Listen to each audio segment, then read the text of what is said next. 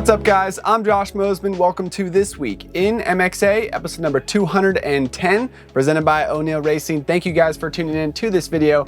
One of my favorite parts about my job is being able to interview top-tier pros and ask them questions about their technique, about their training, about their racing, stuff that can help me on the bike myself, because I know if it helps me, it'll help the people that watch our videos and read our articles. We got an upcoming article in Motocross Action where we get some tips from the top pros, but I'll also want to include a couple of those guys talking here in this video, including Cooper Webb, Hunter Lawrence, and Austin Forkner, about a couple tips that they've been working on and things that they've been focusing on heading into the 2025 season. What's something that you focus on when you're on the track? One thing that I focus on is just staying present in the corner where I'm at the track. Sometimes a habit riders get into, and I'm guilty of it at times, of being in one point of the track and looking up ahead and anticipating that said thing before getting to it and stuff. So that's one thing that I like to just good to brush up on. Now, honestly, that's not the answer I was expecting from Hunter Lawrence. It was a very short and concise answer, but I was expecting him to talk about his shoulder position, his foot position, standing into the corners. Hunter Lawrence has one of the best techniques on the track. He's just picture perfect. Every time you take a picture of him, every time you watch him on video or just watch him in person. I expected him to say something a little more practical, but he said staying in touch with the moment, not thinking too far ahead on the track and being present. And it's funny, since that interview, I find myself thinking that a lot on the track, especially, but also even just in day-to-day life when I'm getting so far working ahead on plans, schedules, and what I got coming up. It's better sometimes just to be present in the moment with what you're doing right now. And yeah, pretty cool stuff from Hunter Lawrence. I'm glad for that reminder. I think there has been a switch, as we've seen with Jet and Chase and these guys, like technique is it's always been important, right? But I feel like it's almost back in, if that makes sense. So I think for me, it's been something at least this last year, was always focused on back to like getting my feet placement right. For me, trying to stand a lot more. We see how much Chase and Jed use their legs on the motorcycle. I think that really does help. So yeah, I mean, we work on things throughout the week, the sections, and when we're doing that stuff, we're very technique based, and I think that's been a benefit for the kids watching. I think it's something where, as we see, my technique's not super flashy. I'm not known for, Coop scrub the crap out of that jump or anything like that, but I do think being a well-rounded rider and in all those regards is important to have a successful career on this platform in the pro ranks, for sure. I love Cooper Webb's answer there. He talks about breaking apart the day and sometimes just focusing on sections and working on your technique during those sections. If you're just doing laps and laps and laps, it's kind of hard to stay fresh enough and stay sharp enough to focus on the things that you really need to focus on. But when you break apart the track into certain segments and sections, that means you can hyper focus on what you need to do on those sections to make yourself a better rider. And then by working on using the proper technique in those areas and the repetition that'll come from that, muscle memory will build, and then you'll be able to do that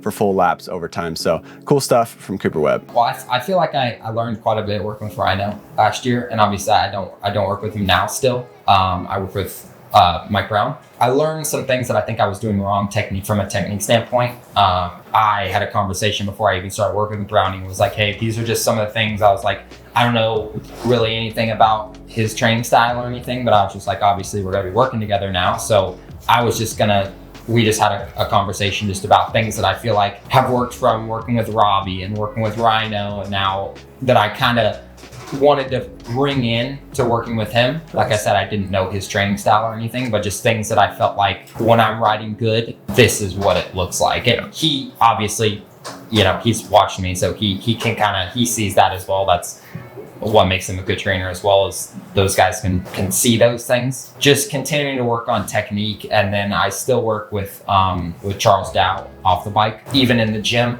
Everything we got to keep everything strict as far as technique wise goes, whether it's lifting weights, whether it's in the gym, whether it's just, I drop my phone and I need to pick it up. It sounds stupid to be, but one of the things I needed to work on was not maybe riding my back out as much and maybe rotating from my hips and stuff a little bit more. And it sounds stupid, but it's something as simple as bending over to pick up your phone. If rotating from your hips to do that, it will train your mind to make that feel normal and to make rounding your back out feel abnormal. So then on the bike, getting that muscle memory down and it will actually help. So it's almost like the more time you can spend retraining, beating the bad habits out of you, which for me, I feel like was technique-wise things, is just the better. So that's kind of why Brownie thought it was a good idea for me to keep working with Charles, because our off-the-bike program seemed to be well. And then yeah, Brownie on the bike,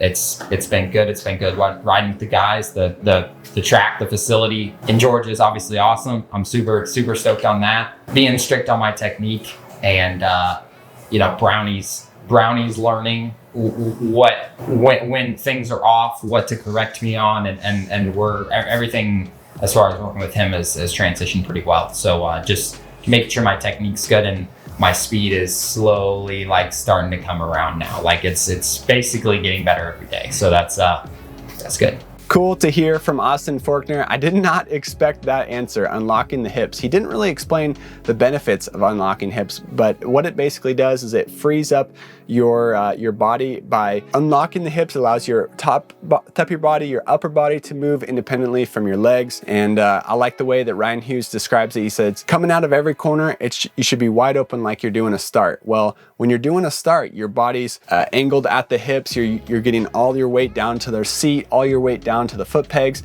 trying to get as much traction to the rear wheel as you can. So I should be coming out of corners the same way that I'm coming off the starting gate. That makes sense to me. So thanks Ryan Hughes for pointing that out, and something that honestly I need to work on. Sometimes there's lots of pictures of me with a round back, and I think I'm learning stuff here. So that was a fun one to hear from Austin Forkner. I love doing stand-up drills or feet on the peg drills. Like if you watch me, you watch my style, like I stand up a lot or I have my feet on the pegs quite a bit. So just learning that balance and kind of staying neutral on the bike was always something that I did every week. And it was something you can mix in with your riding, and like you can still go fast and do your motos hard if you want to doing that. So for me, that was always something that I felt benefited me. And I mean, every guy it goes for everybody. I mean, it teaches you balance. I mean, teaches you good fundamentals like keeping your elbows up, and just I feel like anybody can learn that. It's not just professionals. Chance Hymas, another one of those riders who's picture perfect every time you see him on the track. Great technique.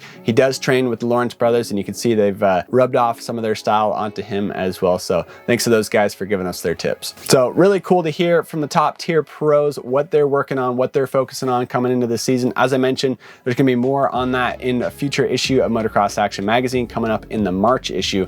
So be sure to subscribe to the magazine for that.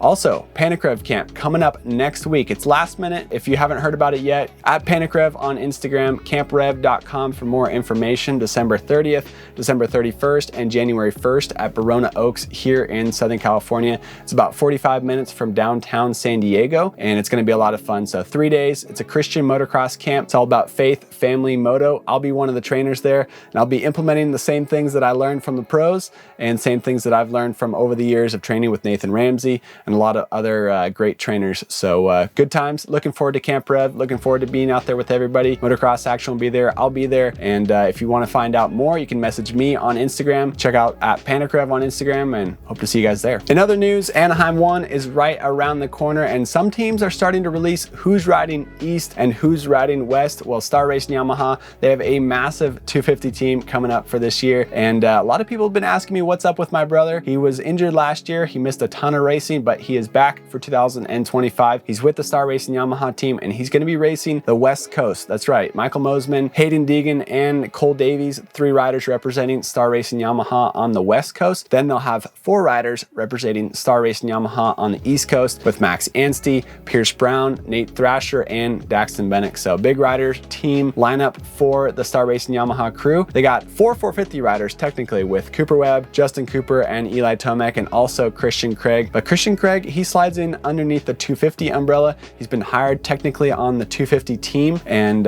he'll be used on that team to help develop the 250 riders. Most importantly, Hayden Deegan, he's been working with Deegan a lot. They have a friendship, a relationship, and it's fun to see Christian Craig back on Yamaha, and he's still recovering from injury, so he's not going to be racing at Anaheim 1, but lots of cool stuff from the Blue Crew. Excited for A1. It's coming up quick. We also got to say congratulations to Curtis. He was the winner of the MXA Fantasy League app from last year. He won after the 31 rounds. He stuck in it the whole season and scored the most amount of points and won a brand new 2025 Triumph TF 250X. So pretty cool to see Curtis picked up his new bike. And we're coming up on our second year of the MXA Fantasy League app. MXA's Justin Lee has been working on it, making updates to it, trying to make it new and improved for next year. So we're excited about that. Be sure to download the Fantasy League app, MXA Fantasy League, on your smartphone, and looking forward to A1. Of course, MXA, it's always busy here. I always think maybe it'll slow down eventually. No, I don't think it ever slows down at Motocross Action. We're always testing bikes.